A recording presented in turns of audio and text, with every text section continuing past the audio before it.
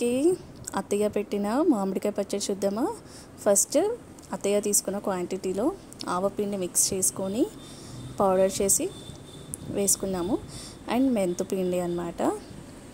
కళ్ళుప్పు మిక్సీ పట్టేసి చక్కగా పౌడర్ లాగా చేసి అది కూడా అందులో కలిపేసింది. ఇప్పుడు కొలతలతో కారం కూడా తీసుకున్నాము. అన్ని కొలతల వైజ్ తీసుకున్నాము అనుకోండి. అండ్ ఇది చిన్నులపై అన్నమాట. ఎక్కువగా తినేవాళ్ళు ఉంటారు చిన్నులపై, సో కొంచెం తక్కువగా తినేవాళ్ళు ఉంటారు. ఎవరిష్టంగా వాళ్ళు వేసుకుంటారు కొలతల వైజ్. కొద్దిగా పసుపు యాడ్ చేసుకోవాలి. సో ఆల్రెడీ మొక్కలకి ఏంటంటే కొద్దిగా ఆయిల్ రాసి ఉంచాము, అంటే కారంలో వేయగానే మంచిగా కలిపితే మొత్తానికి పట్టేటట్టు ఉంటాయని అత్తయ్య అలా చేసిందనమాట. అండ్ మనకు కొద్దిగా మొక్కలు వేసుకొని కలుపుకుంటూ ఉండాలి. కొద్దిగా ఆయిల్ పూసుకొని మళ్ళీ మనం మిక్స్ చేసుకోవాలన్నమాట మంచిగా.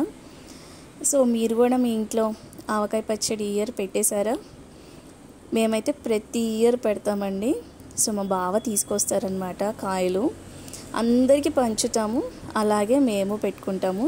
ఇది మా ఇంట్లో ప్రతి ఇయర్ జరిగేది. సో ఈ ఇయర్ వీడియో అయితే నేను మీతో షేర్ చేస్తున్నాను అనమాట. సో ఎంత టేస్టీగా ఉందంటే కొత్త ఆవకాయ పచ్చడి వేడి వేడి అన్నంలో నెయ్యి ముద్దపప్పు వేసుకొని తింటుంటే టేస్టే వేరండి.